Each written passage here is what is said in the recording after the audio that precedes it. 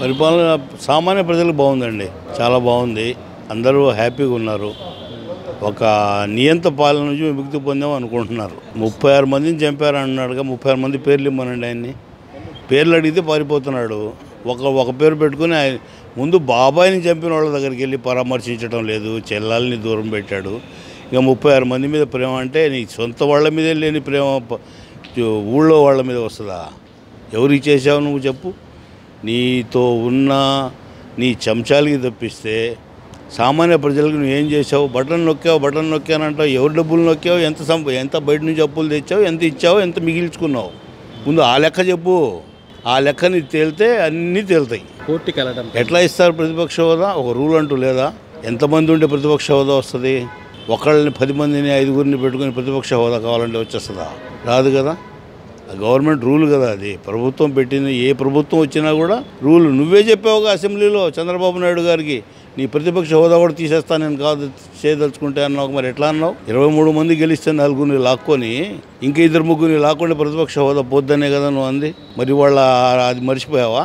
నీకు 10 మందికి ప్రతిపక్ష హోదా ఎవరిస్తారు? Z+ కేటగిరీ ఉందండి. ఇంకేం భద్రత పెంచాలండి? 990 మంది కావాలా నీకు? అంటే ఒక చిన్న పల్లెటూరు మొత్తం కావాలా? సరే, నీ పులివెందుల వాళ్ళని తెచ్చుకొని రౌడీల్ని నీ ఎమ్మడి పెట్టుకో. ఉన్నారుగా ఆల్రెడీ నీ ఎమ్మడి రౌడీలు. ఇంకెందుకు? నీ పులివెందుల నుంచి రౌడీల్ని తెచ్చుకుని 100 మందినో 200 మందినో 500 మందినో 1000 మందినో ఎమ్మడి పెట్టుకో. బాగుంటుంది. ఉచితంగా ఇసుక ఇవ్వట్లుండి ఎవరిచ్చారు? అవును, ఇస్తున్నాడండి. అది ఎవరైనా ఇవ్వాలి. నువ్వెంత దోచుకున్నావు అది బయట పెట్టాలిగా. ఈయన ఇస్తున్నాడని నువ్వు ఆయన మీద ఏదో బాధపడుతున్నావు. డబ్బులు వసూలు చేయడం అంటే ఒకటండి, సీనరేజ్ కట్టమంటున్నాడులే కానీ మాకు డబ్బులు ఇమ్మని ఎవరు లీటర్ వెళ్ళి అడగట్లా. అన్న క్యాంటీన్లు ఓపెన్ చేయడం ఇప్పుడు ఎలా? అన్నా క్యాంటీన్లు దేవుడు అంటున్నారు బాబు గారిని.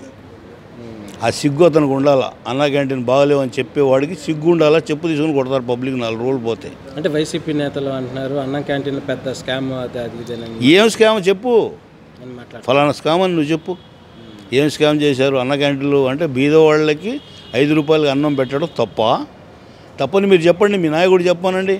పబ్లిక్ మీటింగ్లో మీ డబ్బా ఛానళ్ళు ఉన్నాయి కదా, ఆ డబ్బా ఛానల్ తీసుకుని చెప్పమానండి. 5 రూపాయలు భోజనం పెట్టడం తప్పు, 100 రూపాయలు తీసుకోవాలా, పబ్లిక్ని దోచాలా అని చెప్పానండి. అప్పుడు అందరు నమ్ముతారు, మీ మాటలు నమ్ముతారు. నమ్మని మాటలు తీసుకొని 36 మందిని చంపారు, ఉచిత అన్నం 5 రూపాయలకు అన్నం ఇస్తున్నారు, దాంట్లో స్కామ్ జరిగింది. ఏం స్కామ్ జరిగింది చెప్పు? ఒక్కడు చనిపోతే ఎక్కడో వాళ్ళు ఫ్రెండ్స్ కొట్టుకుని చనిపోతే నువ్వు వైసీపీ వాళ్ళని చంపావని చెప్పి 36 మందిని చంపావన్నావు. లిస్ట్ ఎంక్వైరీ చేస్తాం. ఎంక్వైరీ చేయకపోతే అప్పుడు నువ్వు అడుగు. నువ్వు లిస్ట్ ఇవ్వకుండా ఒకరు ఎవరో నీ ఫ్రెండ్ వాళ్ళు ఫ్రెండ్స్ కొట్టుకొని చచ్చిపోతే నేను ముస్లింనే, వాళ్ళు ముస్లింలే, కొట్టుకుంది కూడా చంపినోడు ముస్లిమే, చచ్చినోడు ముస్లిమే. ఎవరు వాళ్ళిద్దరిని చెప్పానండి, చంపినోడిని చెప్పానండి నేను టీడీపీ, అతను వైసీపీ అని. వాళ్ళు ఏదో పర్సనల్ గ్రేడ్ చేస్తున్నాయి, 100 ఉంటే కొట్టుకున్నారు, చచ్చిపోయారు.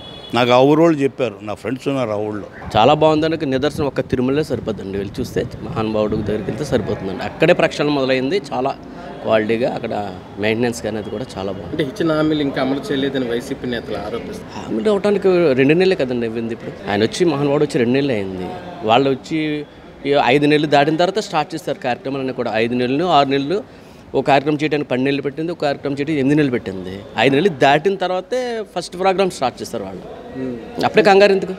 ఆ విషయంకి వచ్చి ఆయన వెంటనే అధికారం చేపట్టాలని తాపత్రయం ఎక్కువ ఉంది. ఆయన ఈ ఓర్వలేక ఏదో అపోహలు చల్లటం, బురద చల్లటం చాలా బాగుందండి.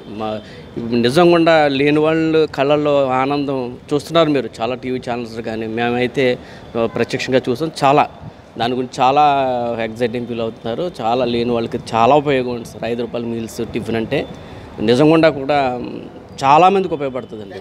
వారు ఎందుకు చేయలేకపోయారు? అసలు వారు ఉండి వాళ్ళు ఎందుకు చేయలేకపోయారు?